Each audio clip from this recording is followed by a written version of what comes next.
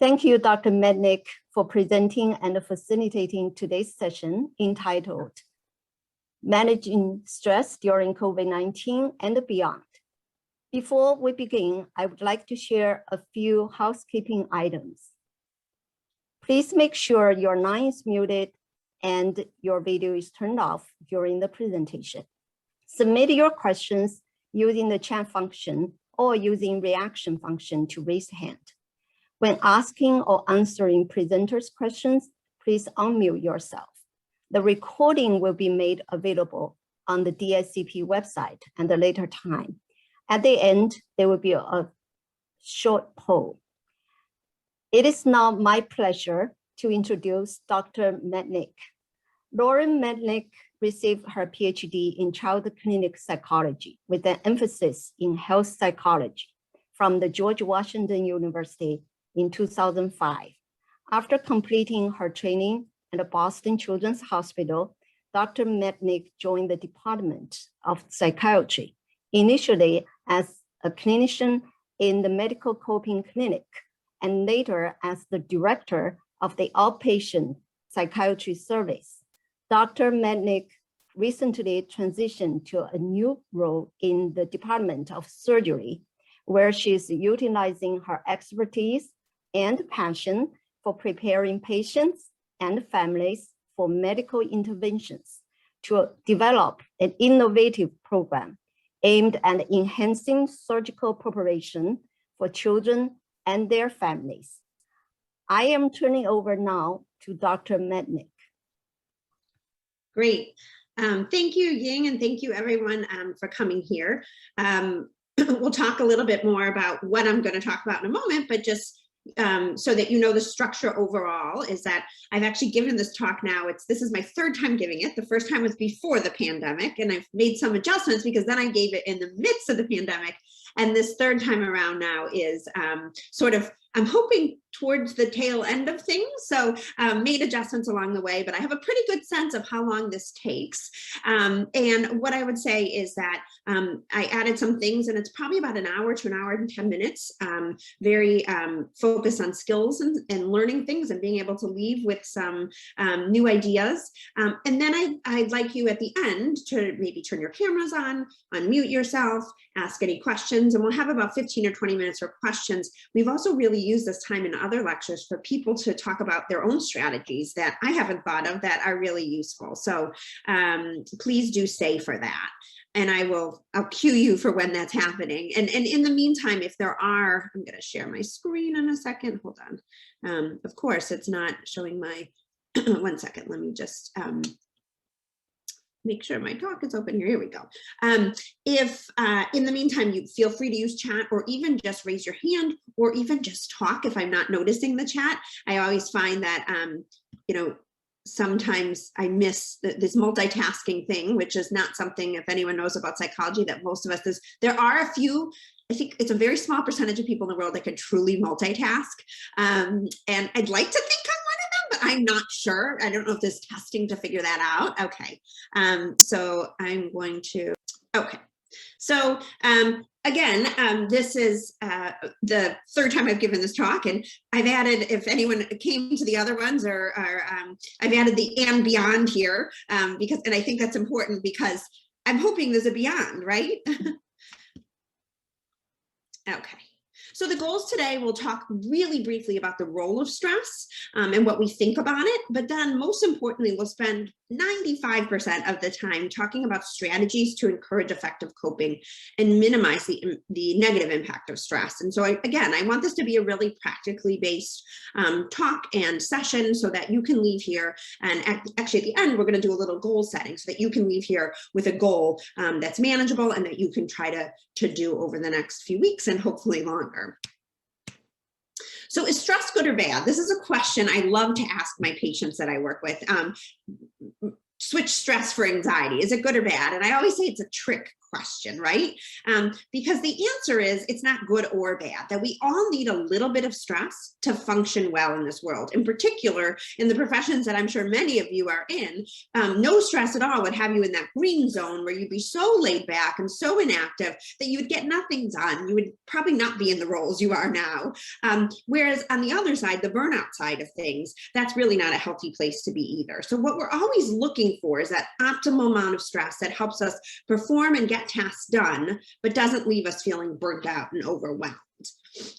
And so, I put up this slide to just say to you, this isn't realistic, nor is it really something we want.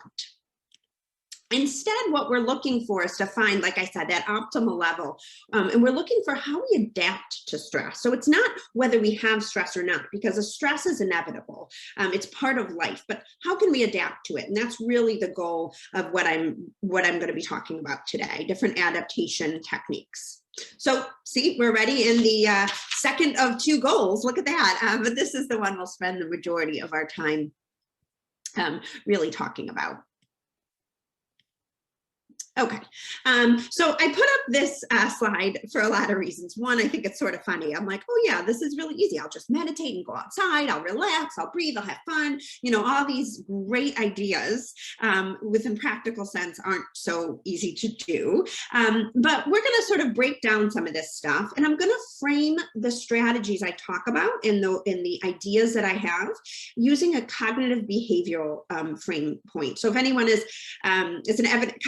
cognitive behavioral therapy is an evidence-based therapy. And so it's a term that many of you might know. And it's the idea that how we think about things and what we do affect how we feel. So it's not the situations that we're in that make us stressed. It's how we think about the situations and what we do. And so and here's a little bit more about cognitive behavioral therapy. But the idea is I'm going to try to frame my talk around things you can do to help you manage stress or even lessen the burden of stress, and things you can change the way you think so that all of that will change the way you feel. It's really hard to just say to yourself, stop feeling stressed, stop feeling anxious, stop feeling sad. But we can do things or monitor the way we think to change how we feel. All right, so I have to start with this, and I always feel bad with starting with this to some extent because it just feels like, well, of course, we all know this, and this just seems like, really, you got a PhD to tell us to eat and sleep and have a good diet. So I'm going to try to change my view on that, your view on that a little bit, and try to change how you think about these things. But importantly, even before I say that, I think it's really important for us to acknowledge as healthcare professionals that it's very common, in fact, probably almost universal, to deny our own self-care in the service of others. That's sort of what we've all, in some extent, agreed in our profession to do. Like, we'll take care of the patients, and then often it's to the downside of taking care of ourselves. And really, they always say, right on the plane, first put your mask on and then put your children's mask on, that we do need to take care of ourselves in order to be good caregivers to our family, to the patients we take care of. And so what I want to talk to you about is not just, yes, I always, in therapy, I talk to patients about ideal versus reality. So I see a lot of families right now, for whatever reason, I'm seeing a bunch of parents of 6-year-olds, which is funny. I have 2 6-year-olds at home, and so I can really relate to them. And so I tell them a lot about the ideal versus reality, that I'm going to give you the ideal recommendation, and then you're going to tell me what's realistic. So if we look at this list from an ideal perspective, we would say you're going to eat 3 meals a day, drink, a gallon plus of water. You're not going to have too many sweets. You're going to make sure you get fruits and vegetables in with every meal. You're going to get 8 hours of sleep. You're going to exercise every day for 30 minutes. And you start to get very overwhelmed, right? Because nobody lives in that ideal, or very few people live in that ideal every single day. And so I want you to start thinking about the idea of setting realistic goals or taking micro steps. Arianna Huffington actually has a new book out about her Thrive initiative that she started. And she talks a lot actually about this idea of micro steps. And micro steps are taking small, manageable steps towards a big goal. And maybe you never get to that big goal, but you make small changes. So for example, a micro step with diet might be that in the morning, if you usually skip breakfast, that you're going to start working on not skipping breakfast. A micro step might be that you're going to drink a glass of water when you wake up. So not necessarily go to I'm going to drink a gallon plus of water, but every morning I'm going to wake up and drink a glass of water. And the idea is it becomes a habit, and then you can build on that if you want. And so it's taking these things and making small, manageable changes. Some other small manageable changes you can take. So when it comes to diet, one of the things that, and it's less so now because I tend to sort of stay in my office when I'm at work. But before, I used to do a lot of walking to the floors and looking for sweets to eat, or walking even down to the cafeteria still now and like, oh, I'd like something to eat. And what I started to do is to keep certain snacks in my office so that I'd always have something. And in fact, before the pandemic, I even kept snacks for patients in my office that we could use during our sessions, because it's very hard to do therapy when you're very hungry after school too. I think the downside of the snacks in your office is it affects the exercise thing, because I read a statistic recently that something like 4,000 steps a day can actually impact your mood. So it's relatively low. I mean, I think there's this goal on your iPhones, right, to hit 10,000, but it's actually, we start seeing it different at 4,000, which was really actually a helpful thing for me, because some days I can't get to 10,000, but I can almost always get to 4,000. So that makes me feel a little bit better. So the advantage of not keeping snacks in your office, right, is you can get out and move a little. I think getting up and moving is something that's really challenging now. I know I'm sitting in my home office now, and I could sit here for 3-4 hours, never get up, because I don't have to go get a patient in the waiting room. I just pull up the next one on my screen. And so a micro step I might consider is in between each patient, maybe walk up and down my stairs one time. Just a little bit of movement would make a difference for me.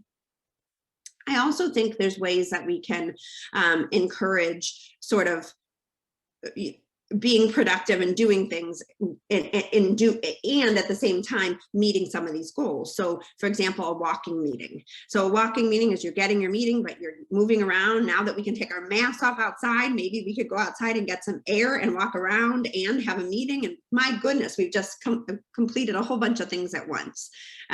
So, just thinking about all these things. I think the other thing I'd say about diet that I'm 100% guilty of is taking time to eat. And so we're going to talk in a few minutes about the idea of mindfulness. And I would say that, being mindful of what you eat involves not being on your screen while you're eating, and not sort of doing other things, but really just sitting and eating. And so maybe a micro step I could take for that would be that I, the first 5 or 10 minutes of my meal, or maybe once a week, I try to eat quietly, maybe just with some music on, but not with looking at my computer. Oops.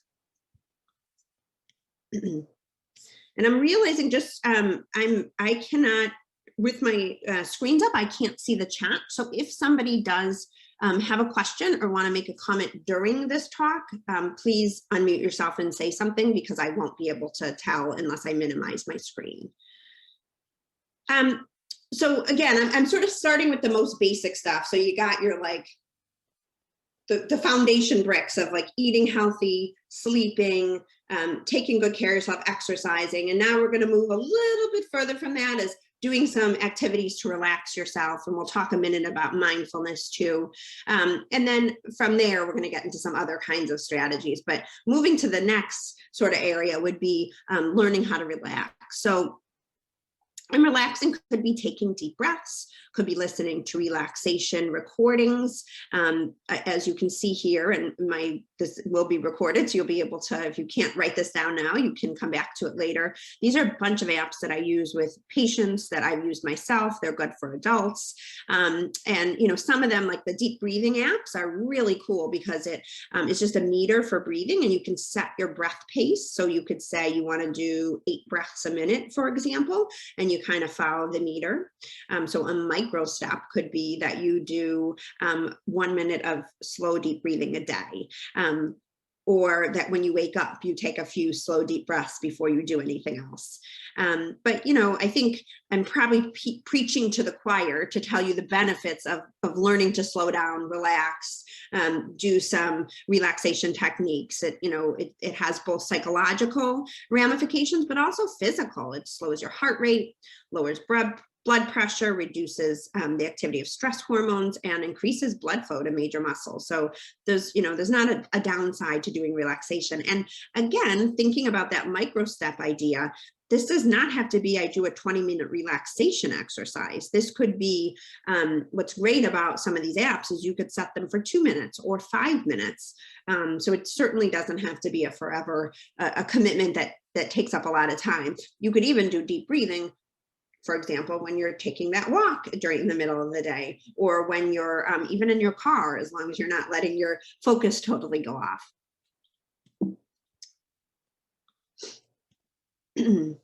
So similar to relaxation, but not really exactly the same thing, although, you know, I would argue that mindfulness does have a relaxing effect, but the goal is not to relax yourself with mindfulness. The goal is really to slow yourself down, to be in the present moment, so that there's this time between when something happens and when you react, that you can really be present and choose the response you're going to make. So, you know, mindfulness is just a very helpful thing. Jon Kabat-Zinn, who is at UMass, created mindfulness-based stress reduction. And it's actually a pretty significant training. There's probably online versions of it now. And they've showed with, you know, evidence of a lot of long-term effects of learning to really be mindful and do mindfulness-based training. There's a great apps for this one. Headspace is probably my favorite. And there's lots of reasons I like Headspace. Well, let's see. You can do a male voice or a female voice as a British voice. And again, you can choose your time commitment. So when, this is another, if I was going to choose a micro step for myself, I would probably use the area of mindfulness. And I think I was thinking about it today, what I would want to do. And I think what I'd want to do is spend the first 5 minutes of the day doing some sort of mindfulness activity to kind of start the day on the right foot, or even 3 minutes, as the 3-minute mindfulness app can do. But they're really nice exercises, and you feel kind of renewed. It's a good feeling. And I'm somebody who loves to be busy all the time, but I can never get enough of this kind of stuff. So what I thought we could do now is to take a moment and to do a mindfulness activity. And many of you have done an activity like this, or maybe some of you practice mindfulness regularly. But before we go on with the rest of the tips, let's all get present and be mindful. I was in a training for like a leadership training for psychologists maybe a month or two ago. And they made us at the beginning indicate by percentage what percentage of ourselves was there in the meeting. And it was really interesting to hear. And I do wonder if there was a way, I mean, everybody was like between 50% to like 80%, like nobody was 100% at the meeting, and people were very honest. And, I do wonder if there was ways. It's so easy. I mean, it's great that we can do these online education things. It's so convenient and wonderful. But I'm the first to tell you that I will be looking at my phone during meetings, doing other work, rather than really being present. So I thought we could take this time to try to really be present for a few minutes, see if that changes your attitude for the rest of the talk, but also your attitude for the day. So what I'm going to ask you to do, I think everybody's camera looks like they're off right now, but if they're not, turn your camera off, and I am going to actually turn mine off so that I'll stop this share, and I'm going to turn my video off so you can just hear my voice, because I don't want you to get distracted by looking at me. So fun to do that. And I just want you to listen to my voice and follow the exercise. And again, this is about just a few minutes, but just to give you an example of how a mindfulness exercise works. And I really think if you've never done mindfulness before, this is called the body scan, and you could do this on your own tomorrow. You wouldn't need to like learn how to do this. It's a pretty easy one. So turn your camera off if you would. I'm going to turn my video off so that you can just hear my voice. And I am going to ask you to close your eyes if that's comfortable for you. And take a couple deep breaths to allow your mind to clear. Just breathing slowly and calmly and taking your time with each breath. There's no right or wrong way to do this. Just breathe at your own pace, allowing each breath to come as it may, without a conscious effort to change your breathing. So this is going to be an exercise of observing. We're going to do a body scan and observe each part of your body passively, just noticing without the need to make any changes or to cause anything to occur. You can simply watch and take note of any changes that happen on their own without any effort on your part. Let's start with your feet. Observe both feet. How do your feet feel? Notice the temperature of your feet. Can you feel anything touching your feet? Socks, shoes, the floor, the air. Make these observations as if you're simply an observer. You're not providing any input at all. And continue the body scan up to your legs. Notice how they feel against the chair, observing and not trying to change anything. Now notice your hips. Observe your belly area, noticing how the core of your body feels.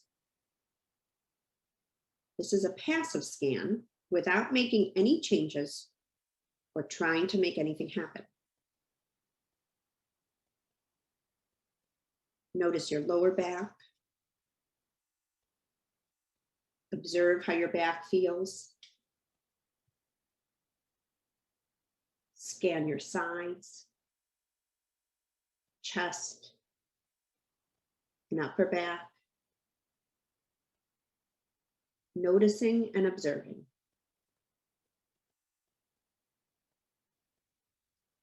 Notice your hands. How do the tips of your fingers feel? And notice the palms of your hands, the backs of your hands. Scan your wrists and your lower arms, your elbows and upper arms. Notice your shoulders.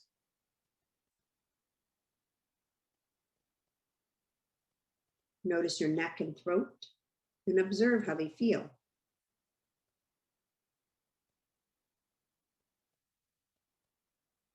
Move your attention up now to your jaw, chin, lips and cheeks.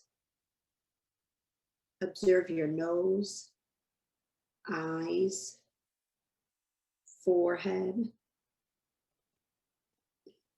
the top of your head, and your ears.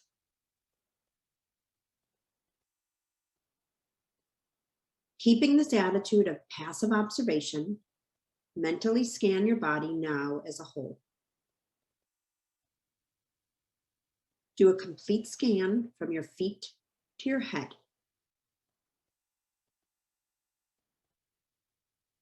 If you notice anything of interest, you may choose to allow your attention to linger there for a moment as you observe how your muscles and tissues are feeling.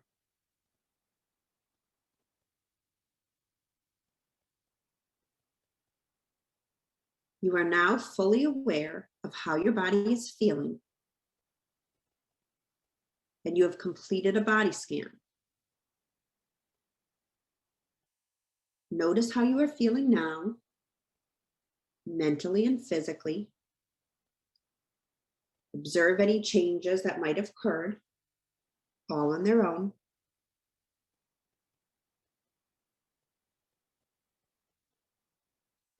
And when you are ready, you can take a couple of deep breaths coming back into the room, more alert and more energized than before.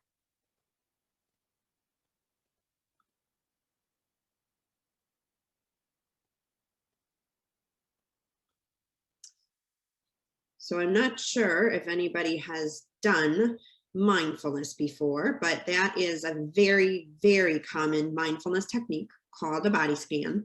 And the great thing about mindfulness and actually relaxation and breathing in general is that you can bring it with you wherever and do it wherever. And yes, you can use these apps that are really helpful because they're nice guides, but you also don't need the app. So imagine yourself just taking a moment every so often and just starting at your toes and noticing what you feel, from down from your toes to up to the top of your head. And you could do that in a minute or two. You could take longer if you wanted to, but it's a great exercise to practice. All right, I'm going to share my screen again. Oops. Okay. All right, so that was our mindfulness practice for now. Let me just change this. Okay. So moving on, so we've sort of talked about the foundation things we need to change and how to relax your body and relax your mind, slow things down a little. Here's some other strategies, again, thinking of the behavioral side of cognitive and behavioral that can help us change our relationship with stress, or maybe just not bring as much stress into our lives. So oftentimes I think that social media and email controls me. And actually, I'm the human and I can control it.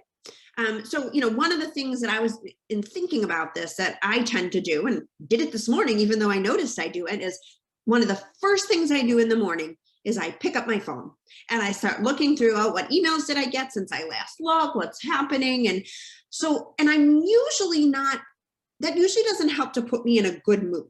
It doesn't necessarily put me in a bad mood, but I rarely read something where it makes me excited. Instead, I often read something that set up the day for what I need to do. I start getting a little stressed. And what would it be like, again, back to the micro step idea for me, if I didn't look at my phone until I got up and brushed my teeth and went to the bathroom? Just a small window of, you're not going to look at who's asking to talk to you and what they're asking for, because that's mostly what emails are. And so I think it's really important to remember that you are in charge of social media and email, and that you can set some boundaries about when to engage. And so I talk about choosing a start and finish time. So the start time is sort of what I talked about. Like, do you need to check first thing in the morning? Could you check 5 minutes later, 10 minutes later? Like, what would that feel like to not look right away? Or my goodness, what would it feel like to not check email until you got to work? And maybe some of you guys do this already. I don't, as soon as I get on the train, but honestly, like how often do you get an email that if you didn't respond to within 10 minutes, an hour and a half, that there would be a real problem? And so, thinking about when's your start time for these things. And then when's the finish time? So many of us, again, sometimes myself included, like to kind of scroll through things and look at things late at night, even laying in bed sometimes. And these aren't great habits. I mean, there's a lot of physiological problems with looking at screens late at night, but also, again, is that where your mind needs to be right as you're falling asleep? Can there be a time of day?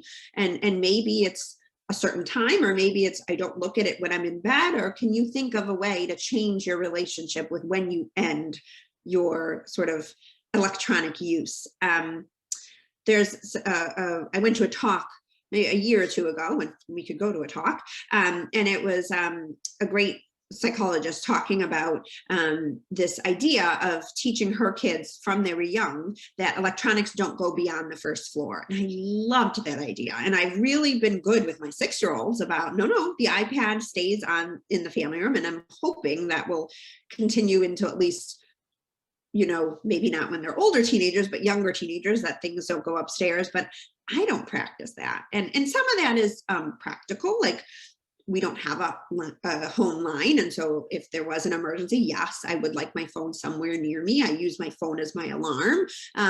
But I think about that a lot, that I, practice sort of what I say, not what I do. And so I think, I need to think about that because they are going to call me on that sometime soon, I'm sure.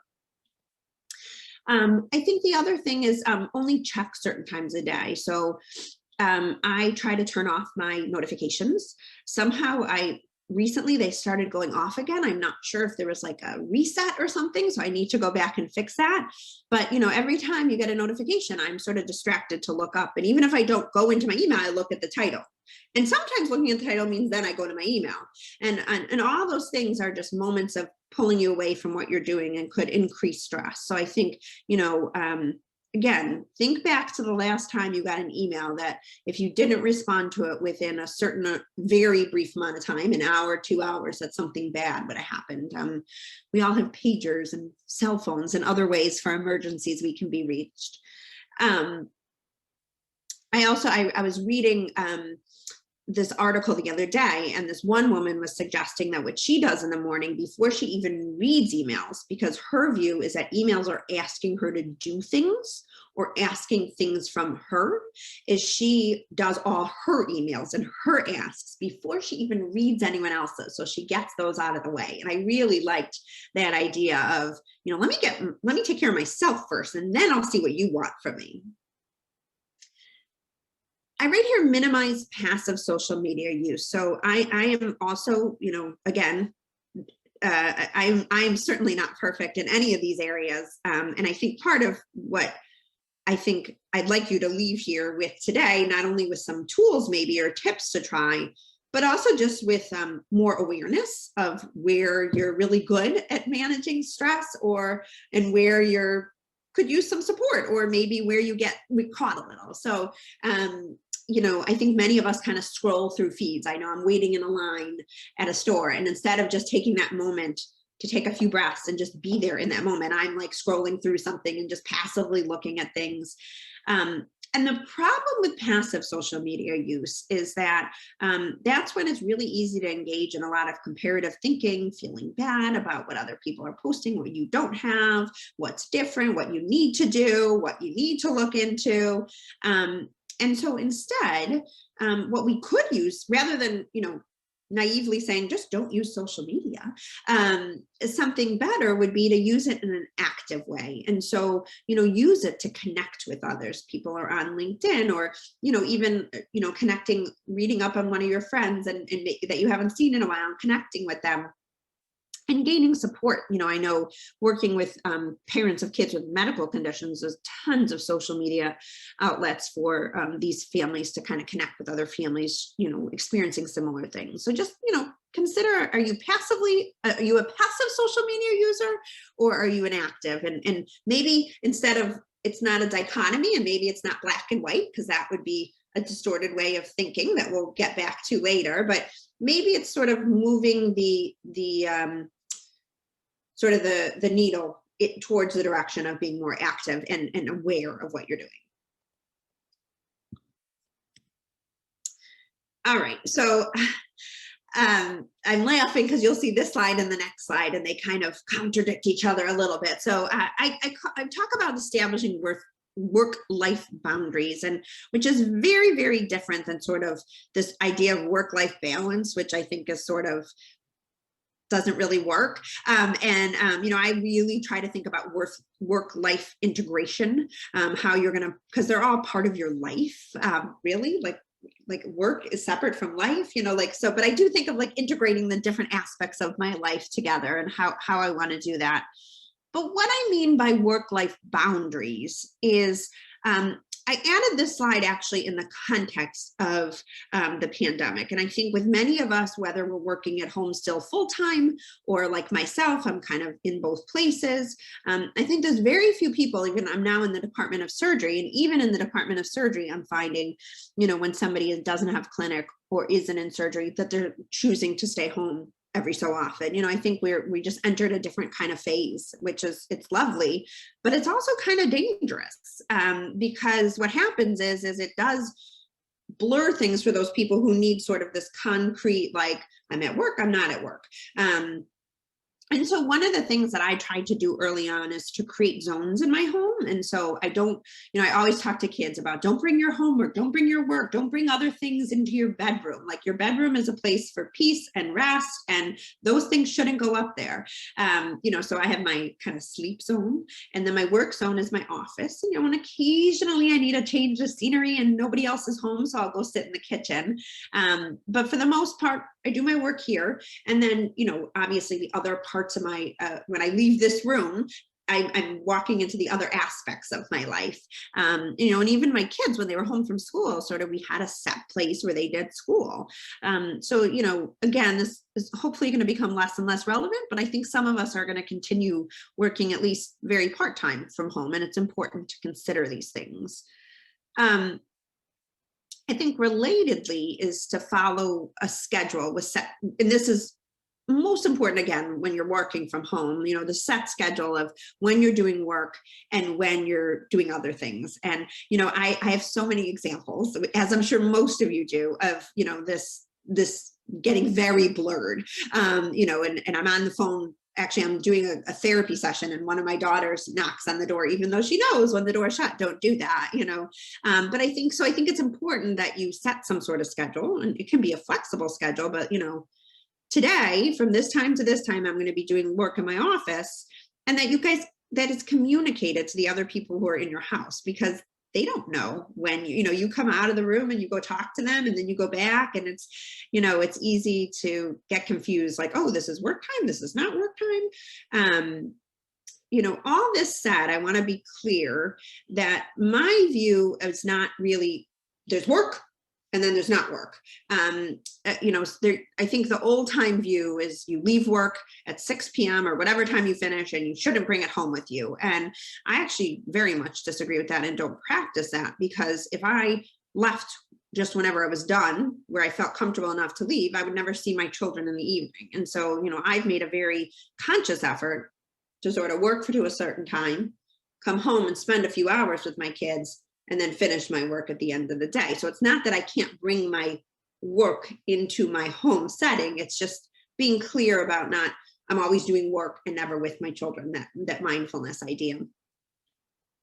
One of the things, and this was much more relevant, or I think I practiced this better, I should say. It's still very relevant, but when I was commuting to work every day, was finding a ritual to unwind or transition after work. So, you do work multiple hours. Most people, even when they're at home, they have a sort of like a chunk of work time, and then they move off to do something else. And I think it's really hard to turn that work brain off and not be thinking of those things. So, one of the things that I would do is, my husband actually works at Children's, but frequently I would still choose to take the train home, even if we were on the same schedule.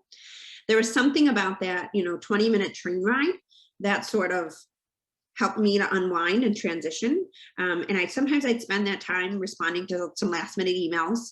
Other times, I am a huge fan of People Magazine crossword puzzles, so I would do that. And then even from the train station to home is about a 5-minute walk, and just taking a walk, putting my phone down, taking some breaths, and walking home just set me up to kind of enter that realm of my life in a better way. So thinking about sort of, and this is hard in today's digital world, because really, like, people can contact you at any time. But I think it's important. One of the things that I started doing, I was still in a managerial role when I decided that I wasn't going to send emails to work people on weekends. Because one, I didn't want to set the example that that's expected, but I just felt like I wanted to own my weekends a little bit more. And so I made that conscious decision. I will say I still wrote the emails on the weekend. I just didn't send them, but it was a step. It was a micro step in the right direction. So yes, just finding these strategies to sort of detach from work at times and to really be present for other aspects of your life. But here's where I was laughing. I said, and be flexible. So yes, find these create boundaries, but also be flexible, please. I think, I bring up this flexible thing because I think it's important, again, and this is really in the context of the pandemic and people working from home now more often, is that, you're going to get interruptions at home. one of my 6-year-old knocking on the door during my session, or, even at work, people knocking on your door. You set yourself the schedule for today. You're going to get this done, this done, this done. And then somebody's knocking, somebody's paging you. It's the way of our careers. But I think when your mindset is, I'm going to get interrupted, you're not as angry when you get interrupted, rather than you go, I'm going to sit all day and write this paper, and you don't leave any room for the possibility that something else that needs to happen might happen. And, to the same extent, you might not always be able to follow the schedule. And again, in the current situation, that boundaries are going to be more blurred than usual. And again, this isn't always a bad thing. As I talked about, people with really rigid boundaries say, when I leave the office, I turn everything off. And, I don't find that realistic for my way of life, but I make a very conscious decision about when I will do my work and when I will do other things. And sometimes it gets blurred, but for the most part, I stick to it. So still sticking with the behavioral, we haven't even gotten to the cognitive yet. Make good use of limited time. So, you want to set realistic goals and deadlines.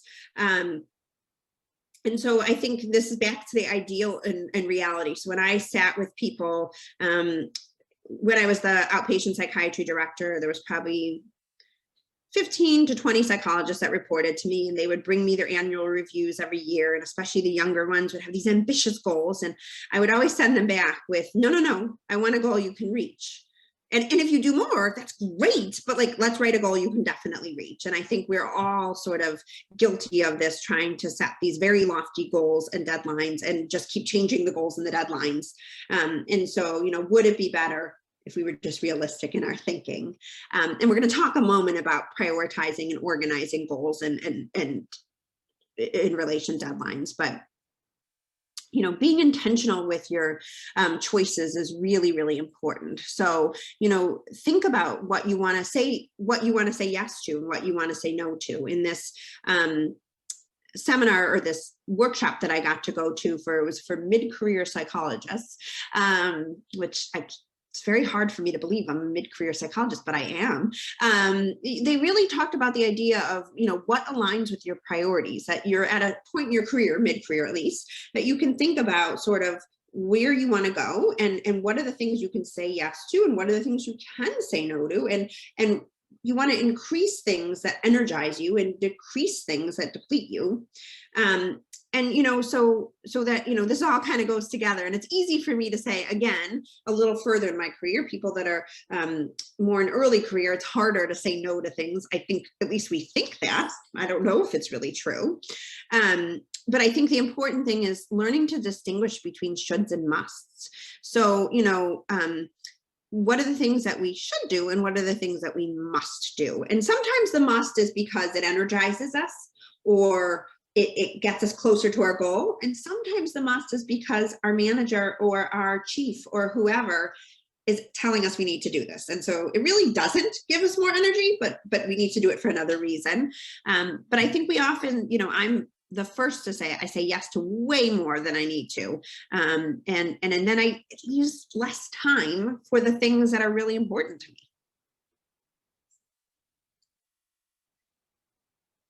And this is probably one of my favorite sort of behavioral strategies, ideas to think about, is prioritizing and organizing. And, even before we get into this, let me just say that one of the reasons I'm such a proponent of sort of having lists and coming up with written priorities and documents and stuff is that I think that when we write these things down, when we put them in a written plan, it takes that out of your head.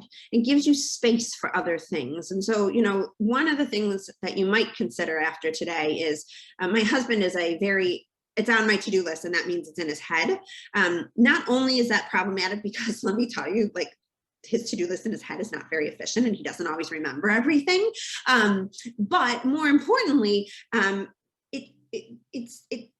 it takes up a lot of room, and it often can bind anxiety when we can write these things down and we have a plan for them. So one of the things that I would recommend doing is having a weekly strategy meeting with yourself, where you prioritize and organize projects for the week. So for me, sometimes I do this on Friday, sometimes for the next week, and sometimes I do it Sunday night. And I sit down and I think about what I want to get done that week. I think about the main tasks I want to do. So I have a paper I need to write, a talk I need to write, and I don't know, something else. And I try to assign one project to each day, or if it's a big project, maybe a couple to certain days. I think about which of the days I have more clinic time. And so, kind of filling that in. And this isn't your typical to-do list with all the little tiny things on it. This is like, what are the main projects that at the end of the day, I'm going to feel really good if I've accomplished. And you can also have your little like tiny to-do list. It's nice to check those off too. But what's going to be the focus for the week, for each day of that next week? And how will I know that I've been successful? For me, I keep a Word document on my desktop, and I also print it out. Helps me stay accountable, but also just reminds me and grounds me and brings me back to me trying to be strategic with my time, that this is what I decided to do today, and I need to stick to this. One thing many people consider is completing the high priority and unpleasant tasks first. So what we know in general is when we avoid things, whether because they stress us out or they worry us, that the stress and the worry just grow over time and sort of interfere with other things. And it does feel really good to get those tasks done. Other people's strategy is to get the easy stuff done first so that they have the time and the kind of space in their brain to work on the really challenging projects. And, everyone's a little different in what's going to be most effective for them. I think the other thing is this really comes back to the idea of micro steps, is thinking small. So, setting incremental goals allows you to build momentum to that big project. So you might think about, for example, I always say to people when they're considering, like, should I get a PhD or what should I do? I said, listen, they're like, oh, this is going to be too much work. I said, if day one of my PhD program, I said, okay, here are the things I'm going to need to do. And I'm going to have to write a dissertation. And I don't think I would have gotten to day two. And I think, even in writing my dissertation, I started, and, many of you in writing a paper, I start with, okay, let's get the introduction done. That's all I'm going to do today. I'm going to get or maybe I'm just going to write an outline, and it's incremental steps to give you that energy, the momentum to keep going, to get that bigger project done.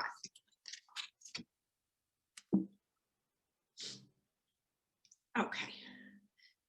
We have a little bit more of the behavioral side of things. So, this is in relation to sort of the idea of relaxation and mindfulness and taking time for yourselves. Is we all need breaks. And again, I think at least my experience is in this new working from home, or even when I'm at work, but I noticed the other day I was in the office at Children's, and I think I didn't leave my desk for over 4 hours. And I don't know if that would have ever happened in the past, because I would have at the very least left to pick up a patient. But here I just, kept clicking to get to the next patient.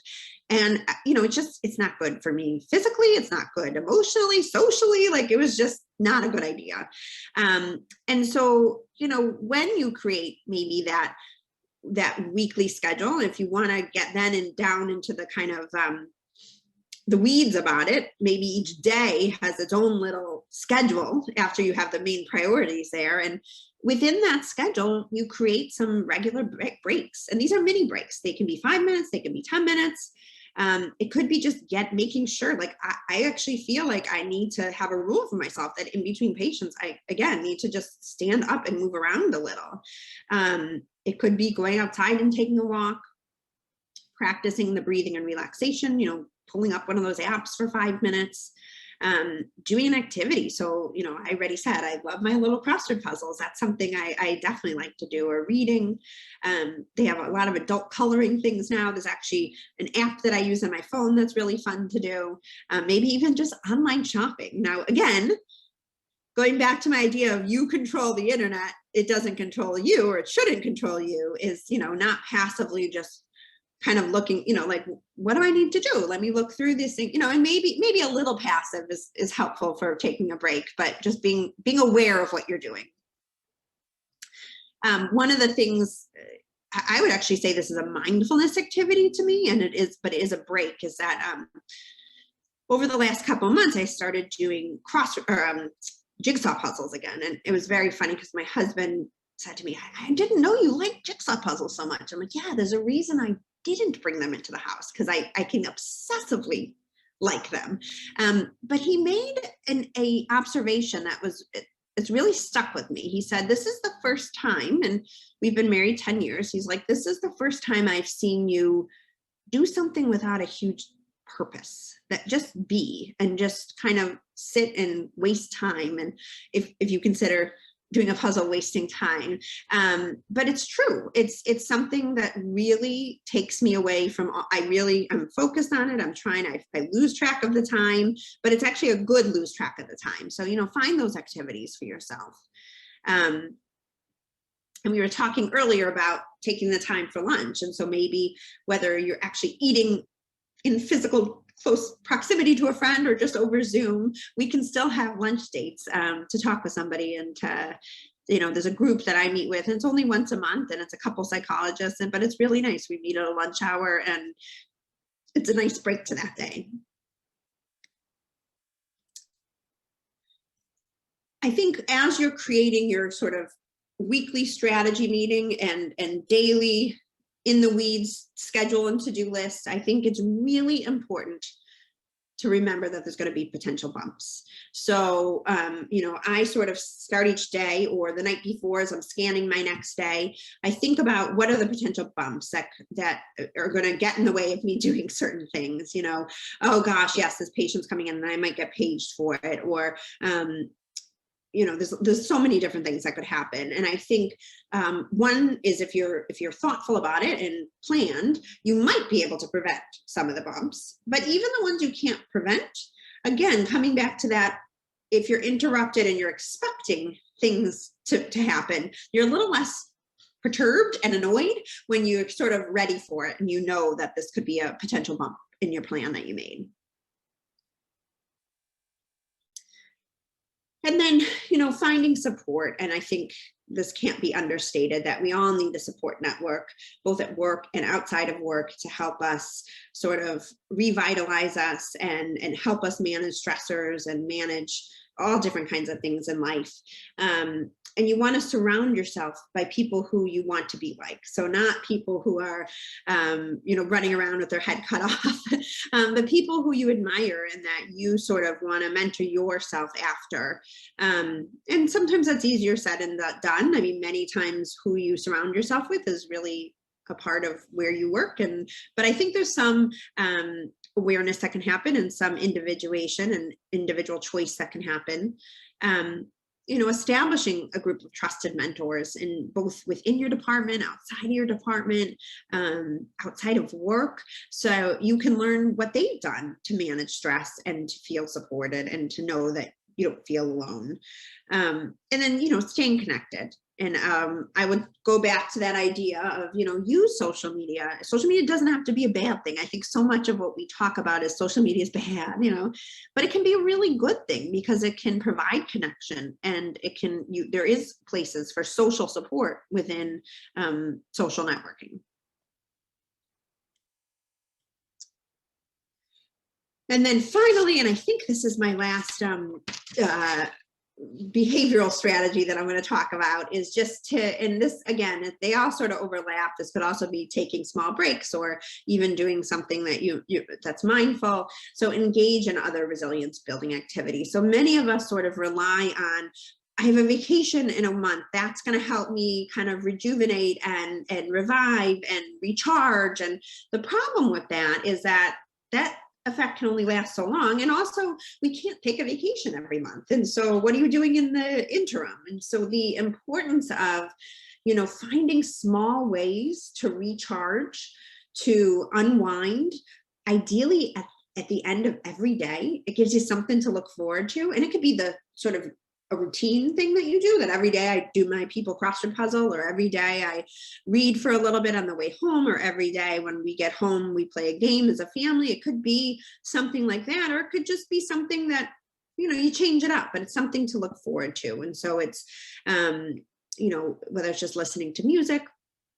I guess one of the biggest changes I have made in some ways since the pandemic is I've really made a practice of listening more to audiobooks when I'm, walking around, when I'm doing things like cleaning the house or other activities. It's just, I enjoy learning about different, and my audiobook listening is 100% nonfiction. And I just like the idea of learning more. But it's sort of a passive learning. It's not, if I miss a chapter, I'm not like, oh wait, what happened? So I like doing that. Taking a class or joining a book club. There's a lot of research that suggests that people that are engage in a creative endeavor feel less stressed and are more productive at work, even work that's not creative. So it's really an interesting way to think about things. And creativity doesn't need to be, oh, I'm such a creative person. It's engaging in a creative endeavor. And so, something that's, and some of that might be just playing with your younger children and doing imagination play. I said working on a puzzle, and then, so much, it's so fun to have new family projects or establishing new family rituals that you guys can do together. So it's not just you finding a resilience building activity. All right, so we are going to move on to the cognitive part of the CBT strategies for stress management. And I love this quote. It's not what you look at that matters, it's what you see. And so this perfectly describes the idea of, it's not the situation that makes you anxious, it's how you think about the situation. And so, or another way to think about it is, we can't change the situation, but we can change how we think about it. Right? Just last night, I'm lying in bed with one of my twins, and she is so good at finding the negative in a situation. She's a happy kid, but she just loves to remember the negative. So we were recently in Hawaii, and we went on these ATV tours. My sister was there, but the girls, who are only 6, had to ride on like a Jeep. And they had the best time, but all she could focus on last night was that she didn't get to go on the ATV. And I kept bringing her back to, you can keep focusing on that negative thing and you're going to feel bad about that memory. Or you can acknowledge that stinks that you didn't get to ride the ATV, and maybe next time you can. And it was a lot of fun to go in a Jeep and do these activities. And so, it's how you think about something that makes a huge difference. What do we notice? What do we say to ourselves? So the first thing we do is just to be aware. And again, I'm going to go over some of these strategies, but this, I would say the cognitive side of things and noticing like patterns in your thinking, like this is very hard to do on your own. And this is, if I said everyone could do this on their own, I would be completely out of a job. So I think, if you are interested in getting better at recognizing how you sort of think about things, if you're noticing some of these patterns a little bit, this is where, a therapist can really help you sort of identify the different sort of thought distortions you have, or negative ways of thinking patterns that you tend to do. Some people have very black and white thinking. It's either good or bad. And very few things in life are either good or bad. And when we think like that, we set ourselves up for feeling really, really bad. My daughter Emma is the first to like kind of negative glasses. Like she just notices the negative. I think another great example of sort of noticing the negative or discounting the positive is, I'll work with kids all the time, and actually, I'll give an example from my own life. They take a test, right?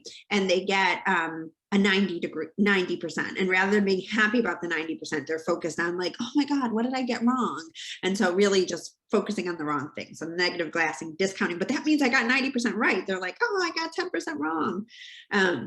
Catastrophizing. So like one little thing, we can also say snowballing leads to the next. So some of us are good at recognizing when we're doing these things. Others probably need the support of a therapist or somebody to help them notice when these patterns, we all do this occasionally, but it's when it happens a lot and we are unaware of it, that it could lead to feelings of stress, feelings of anxiety, depression, what have you. So really just engaging in self-reflection and maintaining self-awareness of sort of these thought patterns and getting perspective sometimes I think is so helpful. Asking others, when you're feeling a certain way about a situation, is there another way to think about this? And so, whether it's, and you probably have different people you would go to for different perspective taking. Who could you go to for certain issues? Would it be your spouse, or would it be somebody at work? But I think it's off, and sometimes it's both, because it's really helpful to hear somebody who's not entrenched in things, and then somebody who really understands the politics. But trying to reframe an experience. One of the things you're doing in trying to change your thought is reframing experience as a challenge rather than a threat. So sort of reminding yourself that you've gotten through challenging things before, as opposed to being like, this is so hard, I'm never going to get through this. The self-talk is, this is really hard, and I've gotten through stuff like this before, and I know I can do it. So noticing that self-talk, what are you saying to yourself?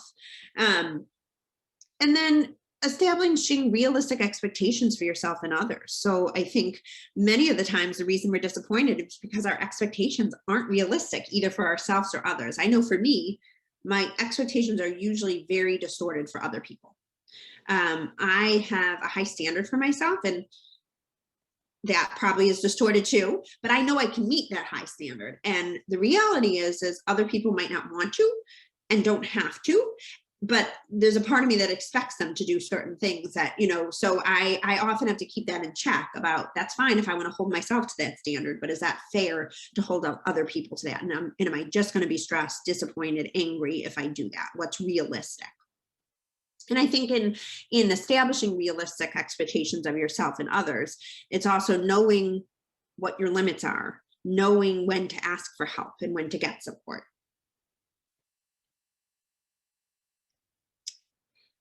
And then, so relatedly, so it's, changing sort of that inner self-talk to be more positive, more aligned with reality, less negative, but it's also changing your focus. So we know that it's much easier to remember negative things than it's to remember positive ones, right? So I can remember I came back from taking my licensing exam, and all I could think about was the 2 or 3 questions I had no clue the answer to. And I kept focusing on it, rather than, oh my God, I knew a lot of the answers. I actually knew a lot of the stuff. So I think it's really easy. And at the end of the day, and again, my daughter Emma is good at this, remembering the one bad thing that happened, as opposed to right, but that was 10 minutes long, and then the rest of the day was awesome. Really, I had Emma start keeping a daily, she's 6, but a daily gratitude journal, which we'll talk about in a minute, where I had her write 3 good things that happened every day, because at a certain point I was all she can remember is the one bad thing that happened. So really making an effort to recognize and focus on positive things is so important. I think we all need to pat ourselves on the back for small accomplishments. So thinking of those micro steps, if you set a micro step and you do it, yay you. If you set yourself a goal and you do it, can you reward yourself? Can you, be really proud of yourself?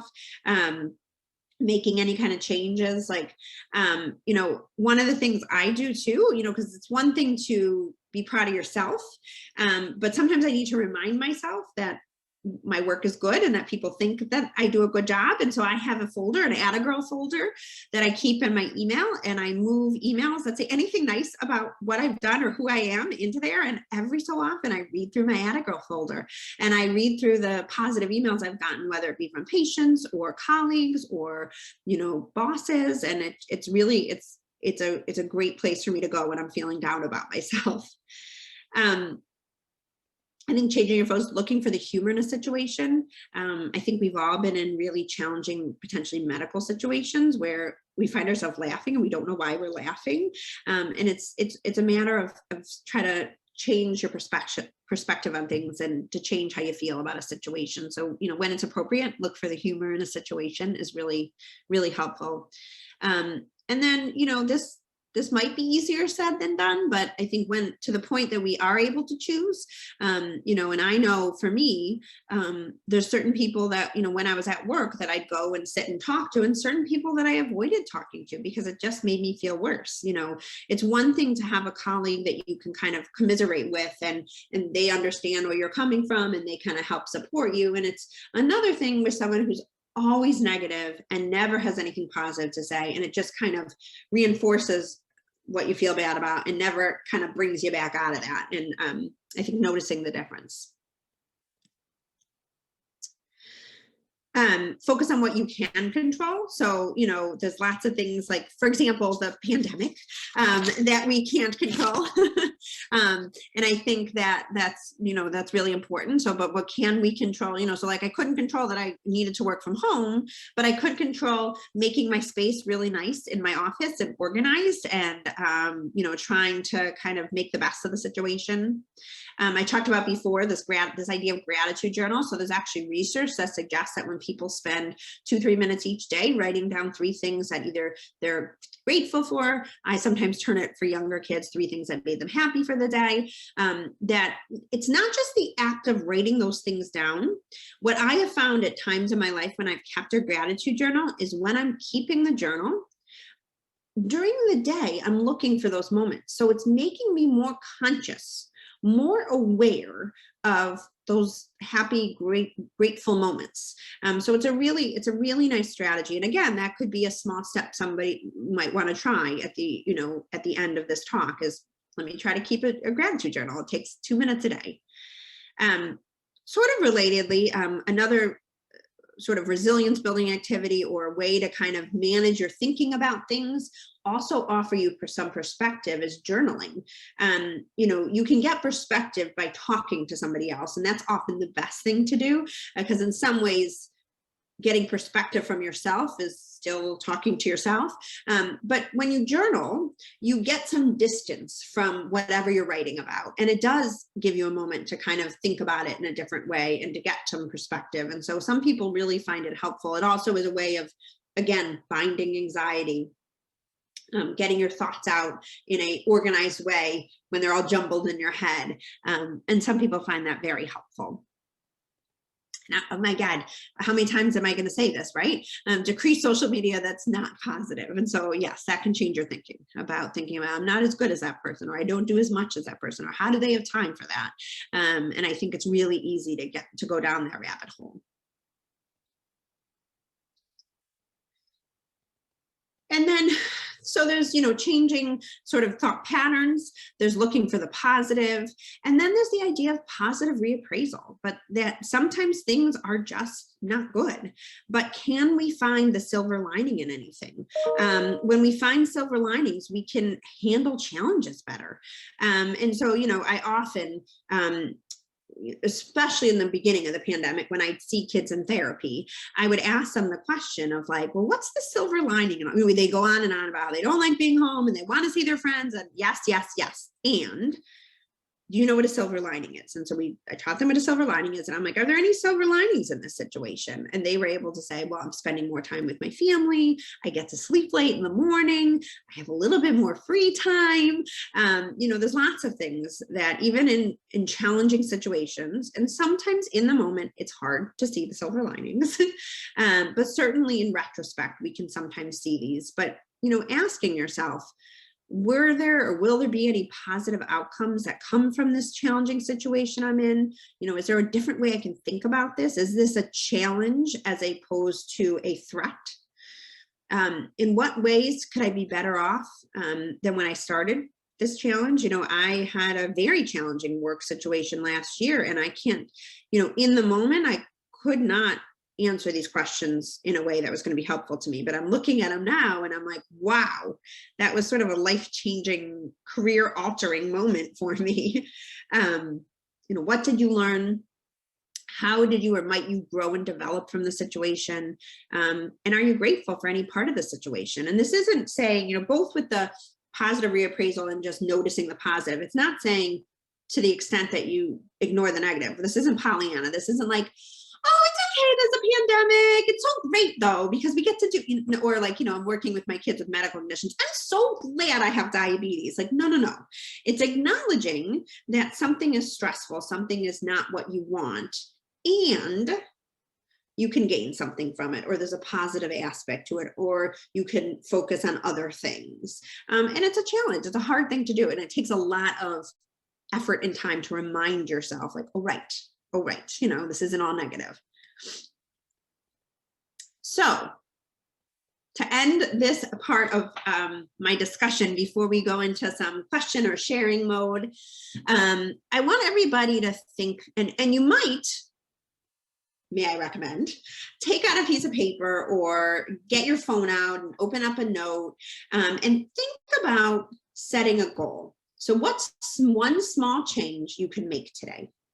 So we know from goal setting research that when we write something down, we're more likely to follow through with it. So, which is why I'm suggesting writing it down, but I'm also suggesting writing it down so we can come back to it and we remember what it is. But be very specific. So think about the different things I talked about. Think about the idea of micro steps. Think about the idea of being realistic and not ideal. Like, what is one small change you could make that might impact how you feel on a day-to-day? I actually was thinking myself, what could I do? And I think I'm going to start with drinking a glass of water in the morning. I know I don't get enough water during the day. So that might be my goal. So be very specific about what you'd like to do.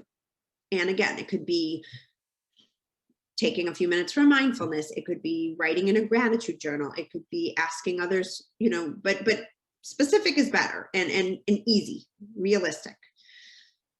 And then once you have a goal, in one goal, that's the other thing too. I think, I'm the first to be like, okay, so I'm going to eat healthy and I'm going to exercise 30 minutes a day. I come up with like 12 goals and I'm not going to get them. I always say to families when I'm working with kids in therapy, I have kids that are, one of my favorite stories is I had the first time I worked with a urologist, 10, 12 years ago. He sent me a kid and said, I need this kid to be cathing, 5 times a day. I'm like, okay, how many times is he cathing now? Oh, he's not. Okay, so when do you need this? Well, next week they need to be cathing 5 times a day.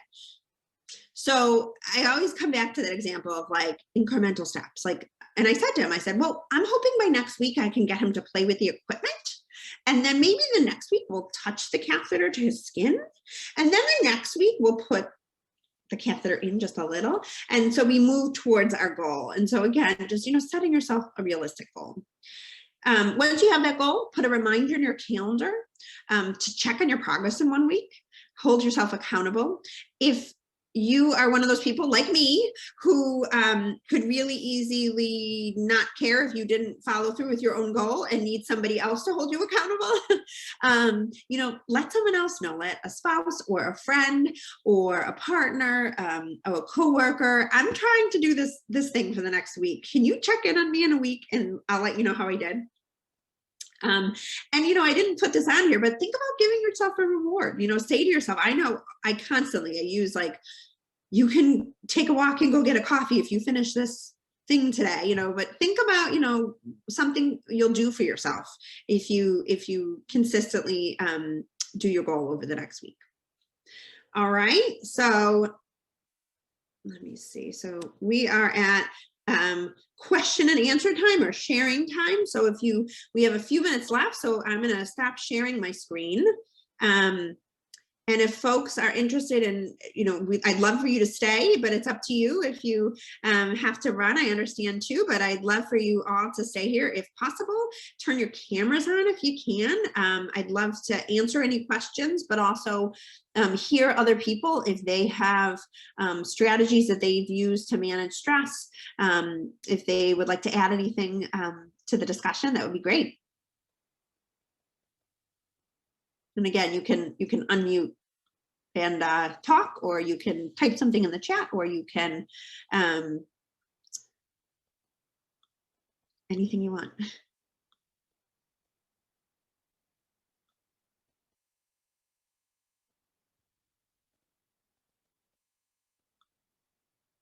Maybe there's no questions or no. Did anybody, I'll ask a question then. Did anybody on this talk learn a new strategy that they'd like to try. We can hold you accountable if you want.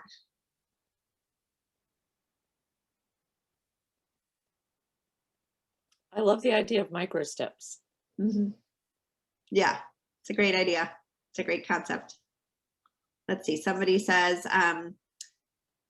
having a goal when doing social media. Yeah, I think I often laugh at just my profession in general, that like the wisdom I have is often like, yeah, duh, but it goes a long way. Like, yes, set small goals for yourself, be sort of strategic in your thinking and be aware of what you're doing.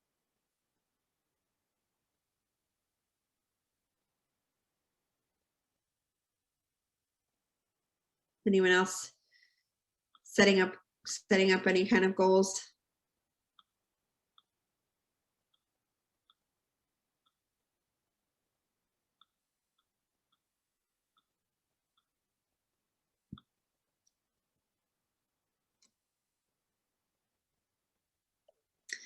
Well, I certainly don't, let's see, someone else.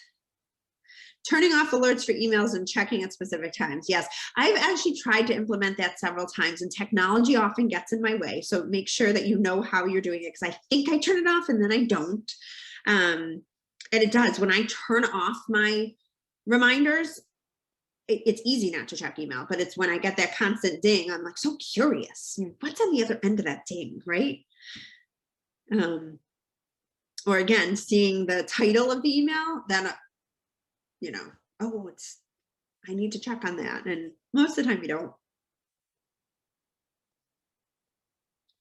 Having kids is a good, or younger kids at least, is a really helpful way to be mindful about phone use and internet. I mean, my girls call me on it all the time. They're like, you're on your phone, get off your phone, you're on it. And it's true. We've tried to also implement, my husband and I, the rule of like, don't bring your phone to the dinner table. And often I just have it sitting next to me. Like I'm not doing anything, but it's a distractor. One of the recommendations in a book I once read was that try to have a meeting where everyone drops their phone in a basket when they come in. Because honestly, what would happen in 1 hour? And I mean, it's so easy, even if you're not in your phone, it's so easy to remember something and check something in your phone and to do, so what would it be like if you or if I didn't bring my phone to an online meeting? Because believe me, during an online meeting, I check my phone, like I try not to when I'm doing therapy, I will say that. Dr. Mednick, while folks are completing the survey, I wonder if you could talk a little more about the strategy session that you have for yourself, the strategy session looking at your week, the week coming up. Yes. So I'm a little bit of an organization kind of freak. Like it's funny, a friend of mine had recommended a book about like being organized, and I was like, my husband again was laughing at me because I was like annoyed with the book. So I was like, I do all this already. Why are you, like this is my area. Like I should have done like planning and stuff, So I have a sort of notebook that I keep, and I put my like goals for the sort of the week, and then I try to split it. I have another notebook that I have that has like Monday through Friday. It's like a piece of paper. And so on there, I put like and you can use color coding. You can use, you can make this really fun and exciting. I put on the different, like each day, what my primary goal or two is going to be. And then underneath this is sort of where I keep a little to-do list of like little things I want to accomplish that day, or even just like patients I've seen, so to remember to do the notes. So I have it sort of set up in a week's format, but then I also keep this notebook list of like everything, so that, and if I do need to make some adjustments to it, because again, being flexible and being ready for things to be different, I make changes when I need to. So it's I do a weekly strategy meeting with myself, and then each night I kind of look at the next day and recalibrate based on what happened day one. But also things get added all the time, right? But the strategy meeting helps me stay true to the main goals I had for the week.